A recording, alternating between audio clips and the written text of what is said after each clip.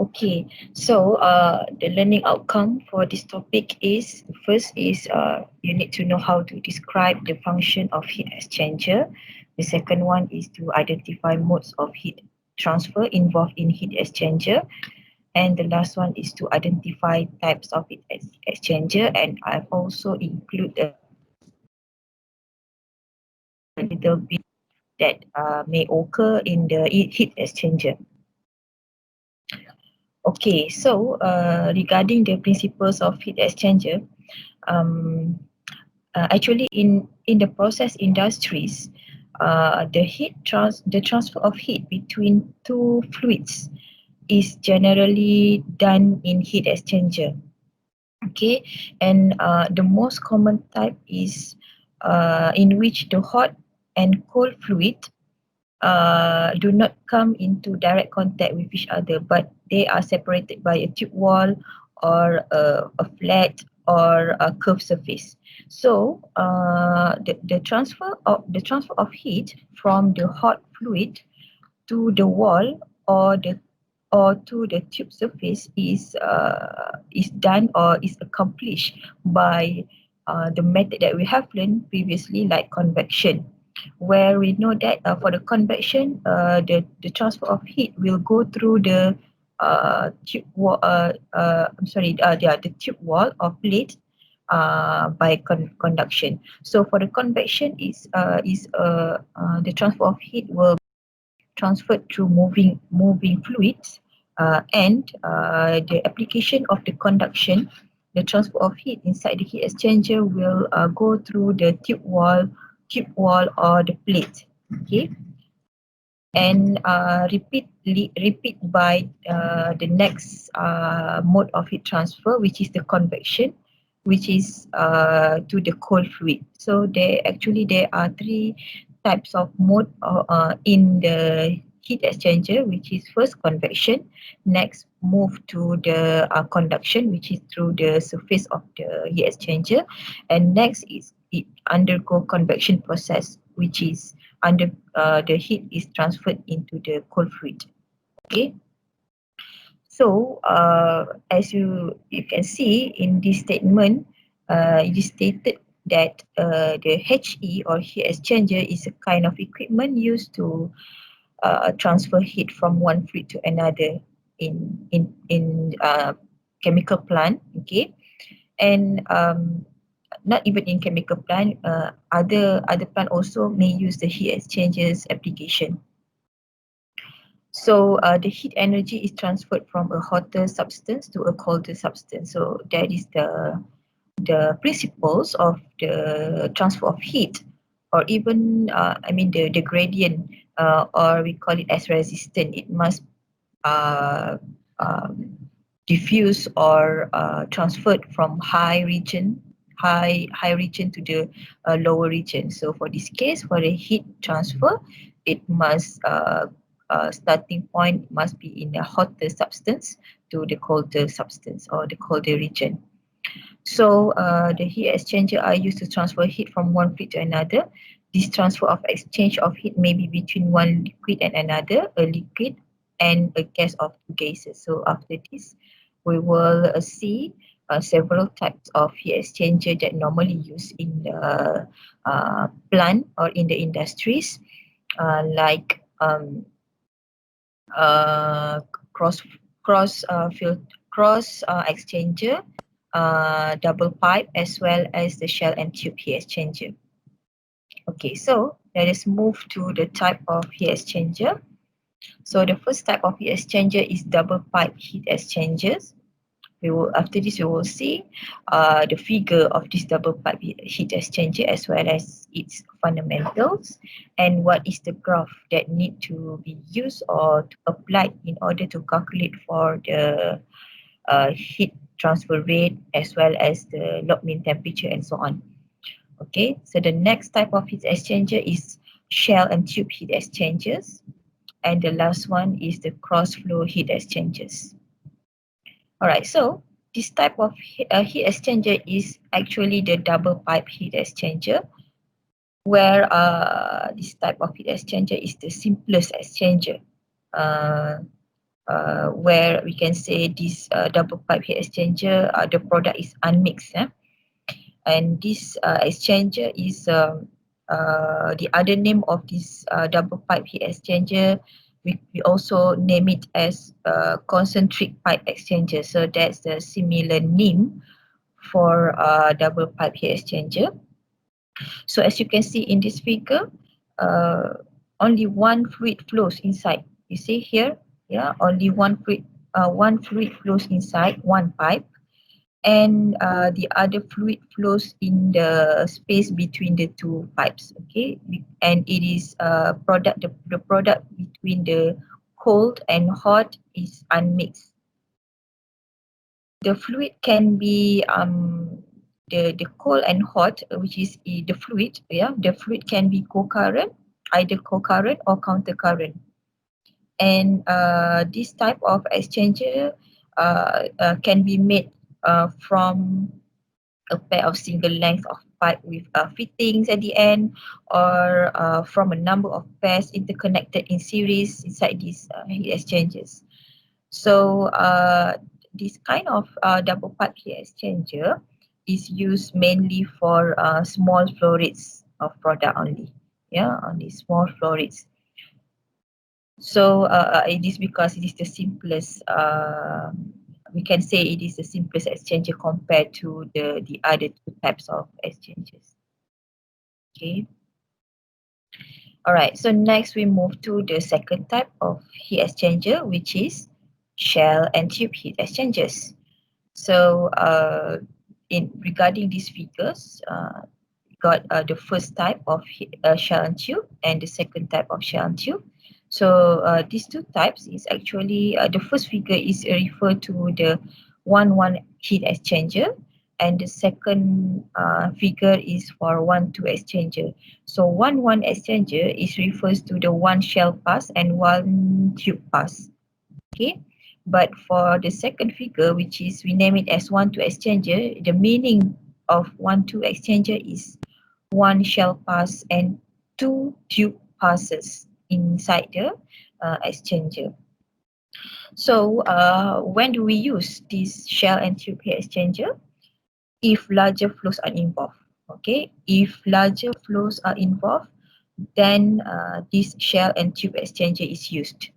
Okay, which is the most important type of exchanger in use in the process industries lah. Normally they are using this shell and tube because in industries they use large flow rates, okay, or high flow rates involved. And also this type of exchanges normally flows continuously, yeah, continuous flows. And inside this exchanger there are many tubes, many tubes which is designed and installed parallelly, where one fluid flows inside these tubes. So the tubes are arranged in a bundle inside these heat exchangers.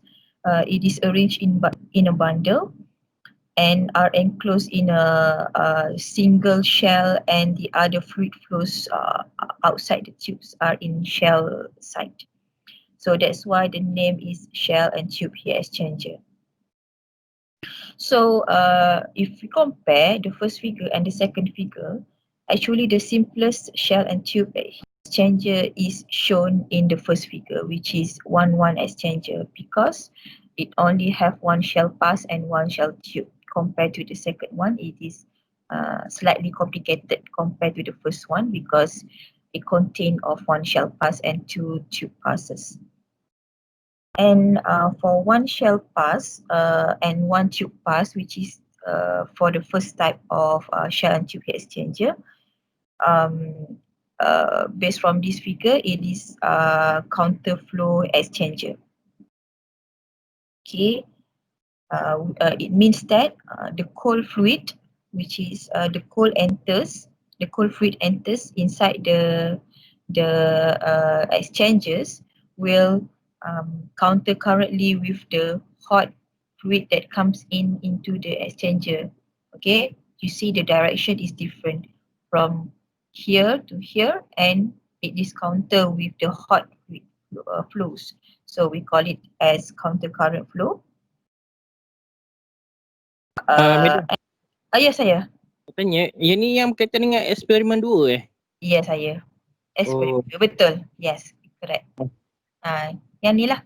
This is the application for your lab session. Ya. Yang buat dekat lab mana? 6C ke 6B. Okay. So, this one lah. Okay. So I don't remember whether you use 1-1 exchanger or 1-2 exchanger. If I'm not mistaken, this the first type, right? 1-1 exchanger. One shall pass and one tube pass, right? Ke bukan? Saya lupa. Betul lah sebab dia je sekali. Okay, so this one. Alright. So actually what I've explained here is just fundamental, but you have already did the experiment, which is actually it is not really complicated, but you need to take some readings of the temperature, right? Ada banyak temperature yang you kena ambil dekat sini. Okay. So and how can we manipulate the valve, yang mana nak satu kena buka, satu kena tutup, then we can take the readings and so on. Okay, so that's how we manipulate we control the process of shell and tube heat exchangers. Okay. And of course in your lab session it applies for counter current flow, because we can say for counter current flows it will enhance the rate or the efficiencies of the heat exchanger itself in terms of transfer of heat lah, comparing to the cold current flow. Okay. And of course inside these exchangers we use cross baffles. Okay. The function of the cross baffles use so that the fluid is forced to flow perpendicular across the tube bank rather than parallel, because we want to increase the rate of or transfer of heat between that two fluids. Meaning we can say we want to have higher lock mean temperature lah. If higher lock mean temperature is produced, meaning we can say the exchanger utilize more or of the available temperature driving force, which is very good lah. Okay. What else regarding this one? Okay, so I think we have covered for the first type of exchanger, which is 1-1 exchanger. Move to the second type, which is 1-2 parallel counter flow exchanger. The liquid on the tube side flows in two passes. In two passes as shown in this figure, and the shell side liquid flows in one pass. So in the first pass of tube side, the cold fluid is flowing counter current or counter flow to the hot shell side fluid. And in the second pass of the tube side, the cold fluid flows in a parallel.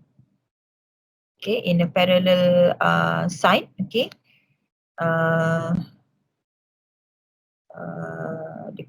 The parallel, which is we can say it is co-current lah with the hot fluid.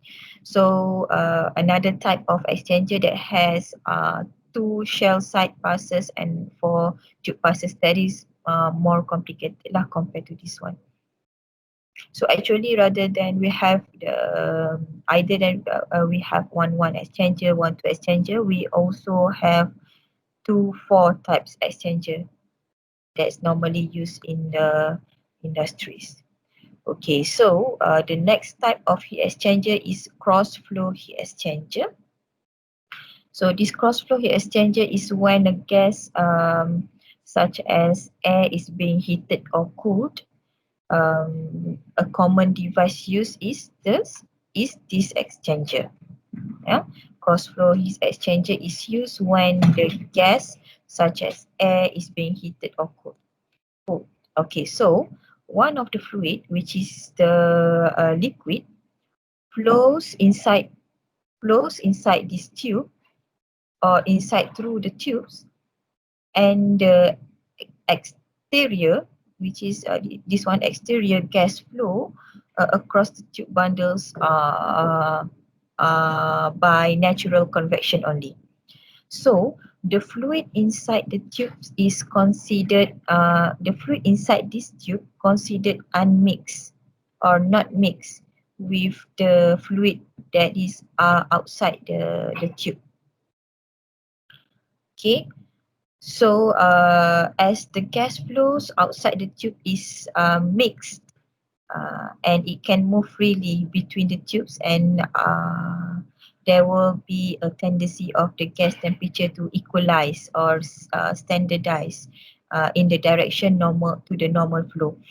And this kind of process also can be used for cross flow heat exchanger, like uh, for this kind of cross flow heat exchanger can be used for one fluid mixed gas and one fluid unmixed, and as well as both fluid unmixed. This is type 1 and this is unmixed. But this one is the application for this cross flow heat exchanger is not really being used. The famous one is the second type, which is the shell and tube heat exchanger. But still, we need to know how to calculate for the heat transfer rate if the case study use the cross flow heat exchanger, because the graph used to get like it's in order to calculate the log mean temperature, you need, after this, you need to find a correction factor and so on. So that correction factor, to calculate that one, you need to find several parameters. That parameters we get from the graph. So that graph must respect to the type of heat exchanger that you apply.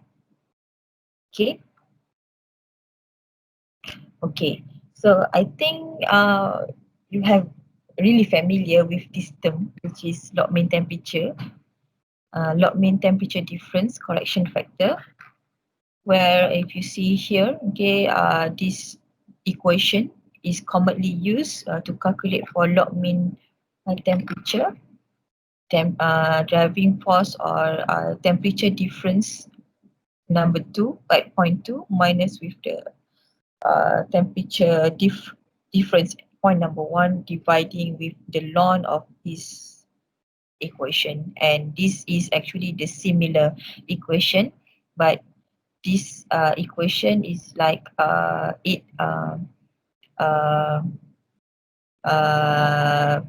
making this equation like actually if delta T2, normally in mathematical it will be like T2 minus T1, but for the case study of the heat exchanger it will be temperature of the hot fluid inlet minus with the hot cold outlet. Okay, HI it means that hot inlet liquid, CO it means the cold outlet liquid.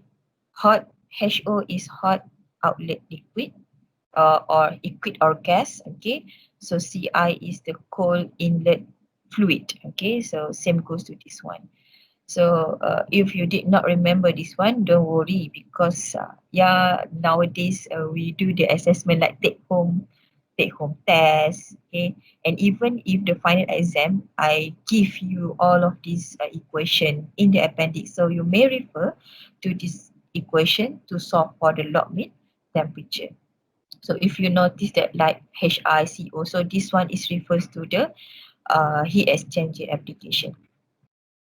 And we also have like correction factors like FT and two-dimensionless ratio Z and Y.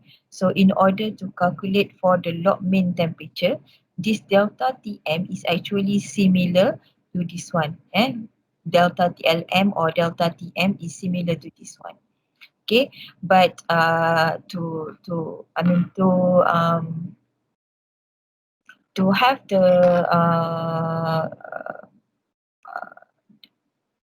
cakap apa uh, this delta Tm is like the when we consider the correction factor. So for this one, okay, this delta log mean is not considering the correction factor yet. So this correction factor is uh, yeah, of course, in the designing the heat exchanger, they might have some error. Okay, so by calculating the correction factor, then we can finally get the most close log mean temperature used for that application. So this FT or correction factor, okay, dia ada cara dia to calculate for FT, which is by using graph, and several graph will be appended to you to use, okay, with according to several types of heat exchanger that we have learned before. Okay, so shell and tube has its own graph to get the FT. Crossflow also have its own graph to calculate FT. And in order to calculate this FT, you need to calculate for this two dimensionless ratio first, which is this Z and this Y. Why this two dimensionless ratio is important? You see in this figure, I take one example. This graph is used for the application of double pipe as well as the shell and tube. We can use this kind of graph to calculate its FT. So if you notice in this y-axis, it is correction factor value. Okay, but in order to get this, sekejap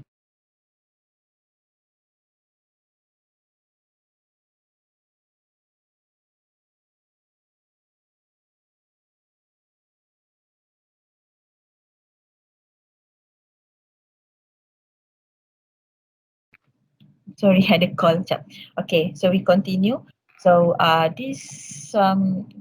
this graph is used to get the correction factor for double pipe and shell and tube.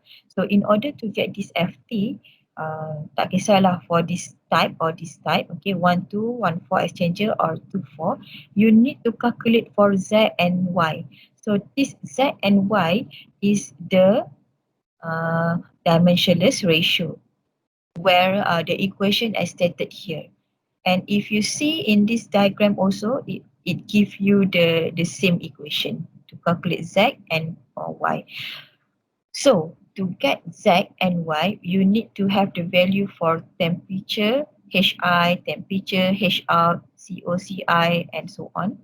So all of these values or the temperature will be given, normally will be given in the case study. So you just need to substitute into this equation to get one value for Z and one value for Y.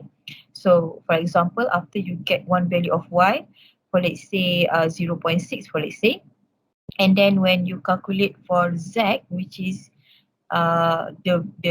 this line value. So for example, you get 0.6 also. So from this 0.6, you move to straight upwards and touch the line of 0.6, which is the value of Z. Then next you go to the left, and finally you will get the value of correction factor, where for example for this one is like 0.85. Okay, so actually it's very easy application to get the FT. If only you read the question carefully, meaning you take the correct type of heat exchangers, so then you will take the correct graph in order for you to get the correct FT. Okay, if the question stated it is applied for 2-4 exchanges, so you need to use this graph because this is two different graphs. So if you pick the wrong graph, then you will get the wrong correction factor. So if you notice here, okay, this Z and Y equation is similar. The equation is similar. So the difference is just the value for the temperature, which will be given in the case study. The application is similar. you calculate the value of y, and next you calculate the value of z, and next you find the intersection, then go to the left, then you will get the value for correction factor. So these two graph is used for double pipe and shell and tube heat exchanger. And we got another type of heat exchanger, which is cross flow exchangers, the third type of exchangers. Also need to calculate for x and y. Then you will get the corrosion factor. So the first graph is for single pass shell fluid mix, other fluid unmixed, and this second graph is for the application of single pass both fluid unmixed for cross flow exchanger. Okay, so the aim of this graph is to get the value of corrosion factor, because we need to calculate for the corrosion factors to be multiplied with the log mean temperature. Then we get the value for uh, uh, the log mean temperature with considering the corrosion factor. So this delta Tm is used to calculate for heat transfer rate in the heat exchanger later on. Okay, so this Q is heat flow or heat flow in terms of W or W per M2, okay, joule per second per meter square.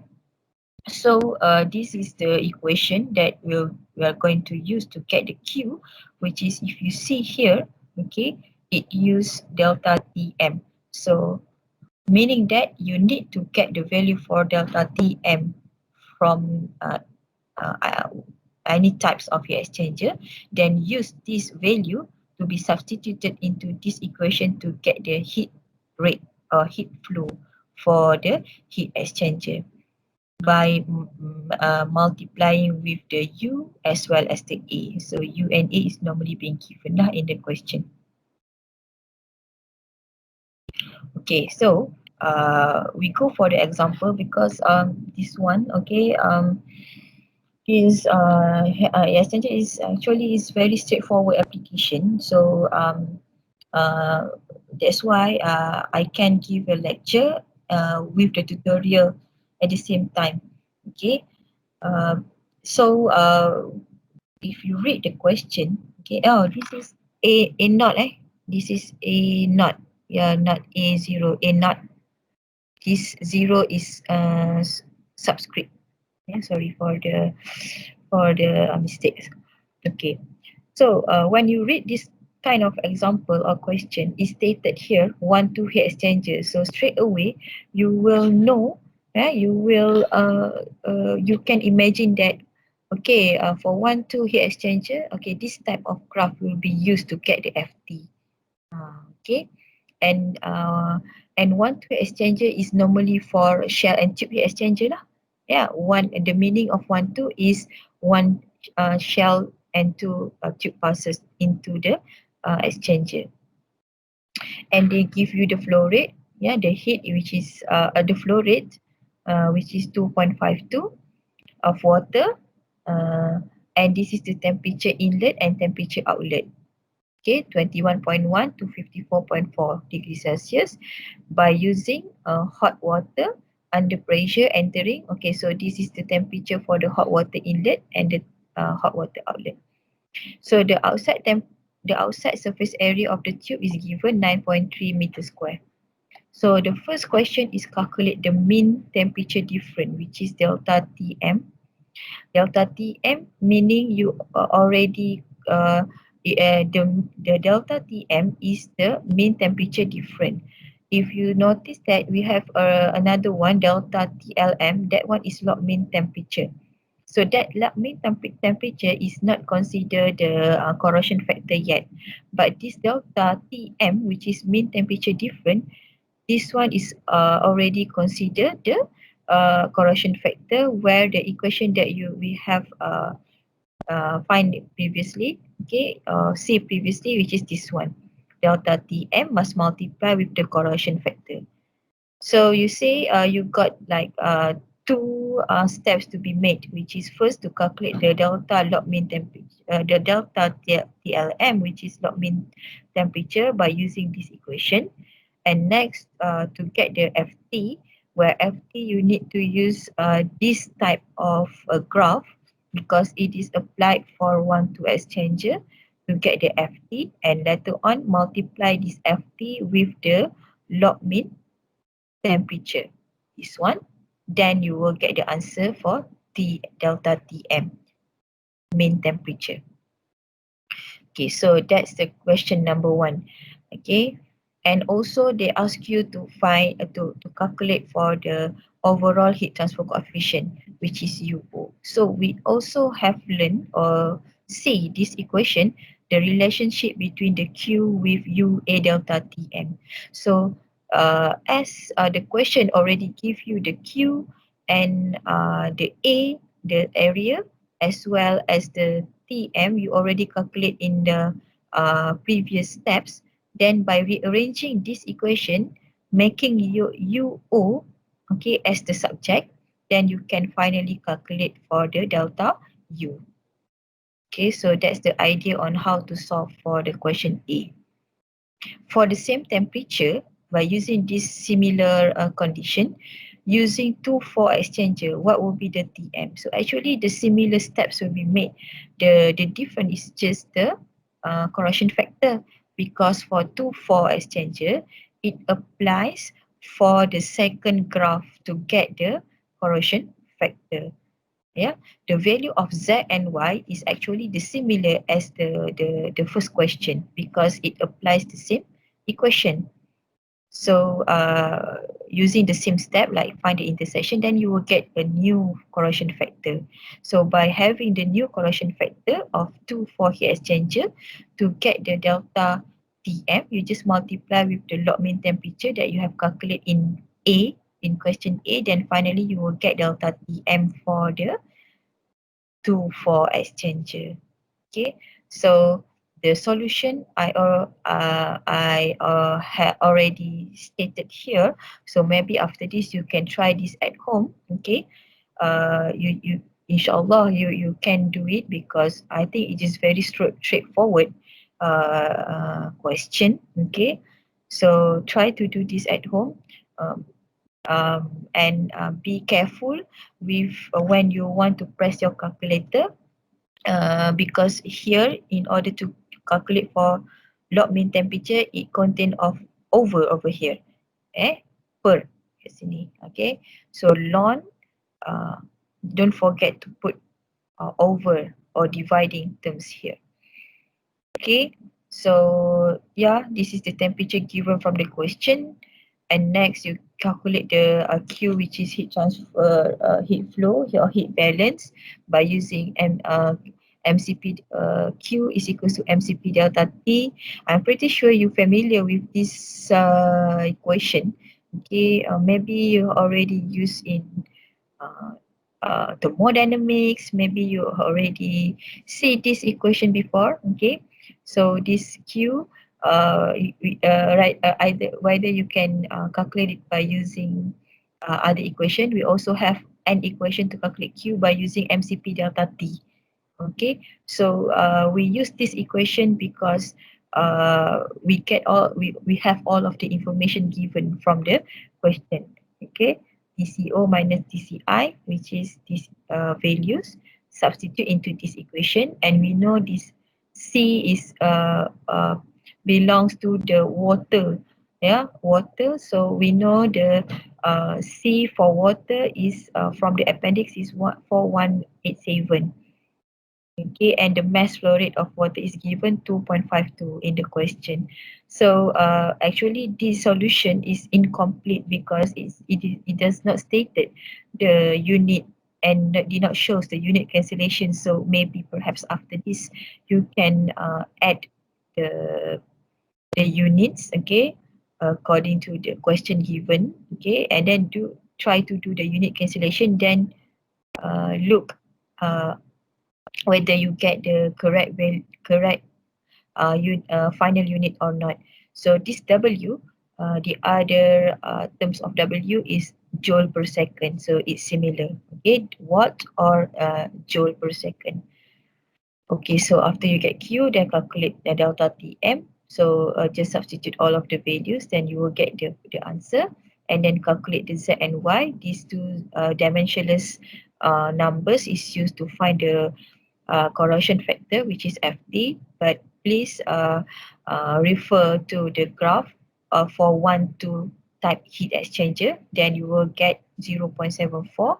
After you get Ft 0.74, multiply with to the previous values that you calculate before, delta Tm. Then finally you will get delta Tm, log mean temperature.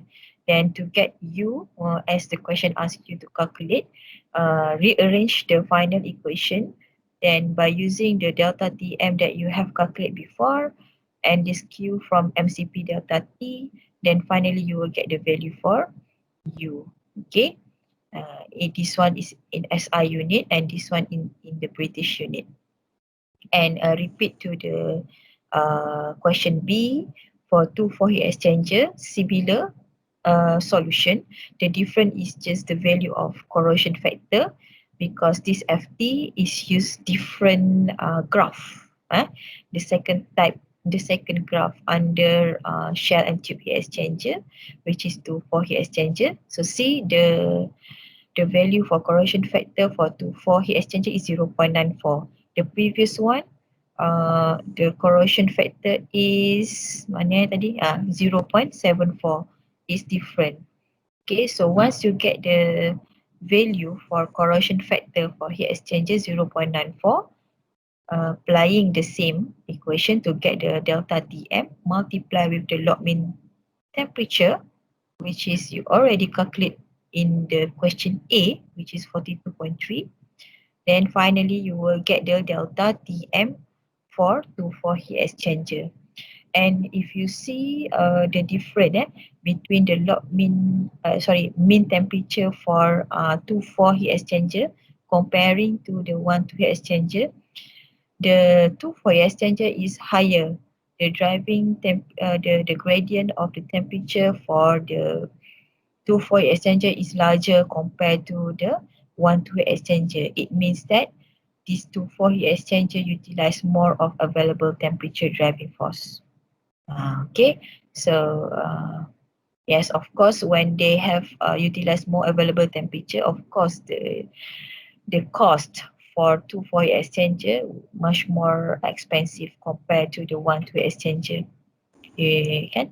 Okay, because kalau ikut logik pun for 2,4 meaning many tube passes need to be installed in the heat exchanger itself. So that's why it is more expensive compared to the first one. In terms of effectiveness also, this 2,4 is much more better compared to the 1,2 heat exchanger. Okay, and next, okay, I think, yes saya. Nak tanya boleh tak? Boleh. Yang dekat solution tu kan, yang dekat delta Tm tu kan dia punya last value dia 42.3 degree Celsius kan. Betul. Lepas tu equal to 42.3 K tu maksudnya kena daripada degree Celsius kena tukar pada Kelvin ke ataupun macam mana? Kalau kata dia, dia sebenarnya adalah cakap apa, gradient. Gradient maksudnya perubahan. Dia perubahan antara satu temperature dengan temperature lain. Kalau kata awak tukar yang ni jadi Kelvin pun, dia perubahan tu still sama. Meaning, okay, kalau kata awak letak yang ni, yang value dalam ni in terms of Celsius kan, ni semua darjah Celsius kan dalam ni, so you will get 42.3. Kalau kata awak nak calculate in terms of Kelvin, so yang dalam ni you kena convert semua dalam Kelvin kan, ada tukar kan Celsius kepada Kelvin, like you need to plus to berapa 293 ke 273.15 macam tu kan, betul tak? So you kena convert all of this. Dan surprisingly, kalau kata you letak semua yang you dah convert ni, you akan dapat value 42.3 also for Kelvin. Because why this two, okay, is not the single temperature, dia adalah temperature different. Oh, kiranya kalau jawapan saya stop sampai 42.3 degree Celsius pun kira betul. Dah cukup, dah betul dah. Ya, dah betul dah. So kat sini kita boleh cakap bukannya the final answer ni you need to convert to PK. Kalau tu salah lah sebab yang ni adalah temperature different, bukan single temperature tu. Bukan satu Okay. temperature, dia temperature different. Hasil tolak temperature dua dengan satu. Kalau nak kira dalam Kelvin, nak keluarkan yang ni, yang dalam-dalam ni semua kita kena convert jadi dalam bentuk Kelvin. Kelvin. Okay, so bila dah convert, nanti you akan dapat jawapan yang sama juga, which is 42.3. Okay. Okay, madam. Okay, good. Okay, so this one, okay, heat exchangers effectiveness. Okay, lagi ada apa-apa lagi soalan sebelum kita move to heat exchanger effectiveness? Setakat ni rasanya straightforward kan, dia punya ni tak ada macam sebab kita dah jumpa dia punya the equation, the steps on how from the first equation until the last equation yang you kena guna in order for you to calculate the Q as well as the Q as well as the U and so on. So the thing is you need to pick the correct, you need to identify the types of heat exchanger. Next is to pick the correct graph to get the correction factor.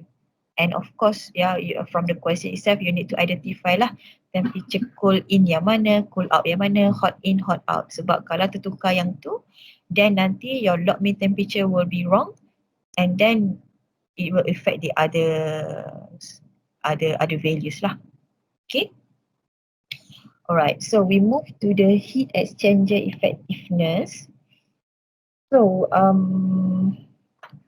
in the previous slide, we have learned on the log mean temperature difference, which is delta Tm, where delta Tm is used to calculate whether to calculate the heat flow or the U. Okay, so actually we also have an equation to calculate for the effectiveness.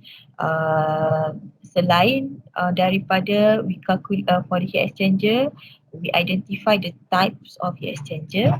We need to calculate for the temperature difference. What are the other element that need to be calculated for the heat exchanger is the heat exchanger effectiveness, E. Okay, so the E, okay, which is stated here is the equation used to calculate for the heat exchanger effectiveness. Okay, there are two equations to calculate for the E. It depends on the situation. Okay, where for the first one is when CH is greater than CC. Okay. C is the apa tadi tu, C is heat capacity, heat capacity at hot is greater than the heat capacity for the cold fluid. Okay, so the cold fluid undergoes a greater temperature change than the hot fluid, so we can say the CC as minimum, okay, or C minimum. And if there is an infinite area available for heat transfer, TCO is equals to THI, then the effectiveness equation as stated here. And if the hot fluid is the minimum fluid, which is THO is equals to THI, then this is the equation that you need to use. Okay, so from this equation, maybe you are not really understand until you did the example, then you will understand better. Okay, and actually I just want to share with you okay, what is the importance of the effectiveness is this effectiveness may also calculate for the Q instead rather than instead of using this correlation, sorry, mana tadi, by using this delta M. Okay, by using U and A, you can calculate for Q. You can also calculate Q by using effectiveness term. But the thing is, we need to have the value for effectiveness. We need to have the C minimum and these two is normally given in the question. And this E also is different equation if the use of single pass counter flow exchanger. So for single pass counter flow exchanger, this is the equation used for the effectiveness. Okay, and if if the condition is considering the cold fluid is the minimum fluid, so this is the equation to calculate for the Q. Okay, and actually all of this equation has been simplified into these two equation. Sebenarnya equation yang you kena guna adalah sama ada yang ni ataupun yang ni je. Okay, so if you want to calculate the effectiveness, actually we need to identify whether the flow of the exchanger is operate under condition of counter current or parallel. If counter flow, then you pick this equation to calculate for the effectiveness. For the parallel flow, this is the equation used to calculate the effectiveness. And once you get the effectiveness, then you can calculate for the Q by having the value for C minimum. Normally the C minimum is being given from the question or you get from the table in the appendix. So just only you need to calculate for the E. Okay. So this C max, C minimum, you need to have all of these values first, then only you can calculate for the effectiveness. And if you notice that all of these variable inside the counter flow and parallel flow is similar. The difference is just the rearrangement of the equation, specifically for counter flow as well as in the parallel flow. So to make you more familiar with this case study in calculating the effectiveness, please try to do example 492 in the reference book that I've attached in the VLE. Okay, so that will be your homework lah. Okay. Alright, so our last subtopic is type of fouling. In certain times, okay, when we run the heat exchanger, dia mesti akan ada fouling. Okay, fouling effect will appears. Maybe after 5 years of using the heat exchanger, 5 to 10 years, then this fouling will start to appear. Okay, so either it is in terms of crystallization fouling or biological fouling. So actually to do the maintenance for the heat exchanger is quite challenging because it involves many tubes, many small tubes inside the heat exchanger, which is it need to have special chemicals to wash away the fouling. Okay, and we need to if we don't have the special chemicals, then we need to uninstall all of the tubes, okay, one by one, which is very orang cakap apa, susah lah kan to be made. Okay, but nowadays with some technologies, okay, produced by other industries, okay, they have introduced several chemicals that may be used in orang cakap apa, wash away all of the fouling from the heat exchanger. Okay, but of course that chemicals is very expensive. Okay, because it's not easy actually to scrub the fouling to make your heat exchanger back to normal. Okay, so normally when they want to do the maintenance, they need to shut down the plant because it takes time to do for the maintenance process. But to eliminate all of this fouling, it can be successfully being made by using the spatial chemicals. And of course chemicals dia ada dia punya dia punya hardnya juga, meaning your materials of construction itself pun dia ada hard limit dia juga, meaning dia punya lifetime of your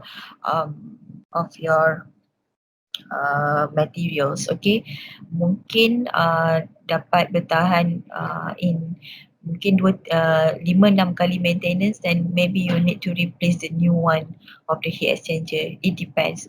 So normally when they do the maintenance, okay, they will check the effectiveness, whether the effectiveness is slightly different to the previous one or not. If the effectiveness is very very far away from the original one, so maybe they need to find a way to replace their heat exchanger.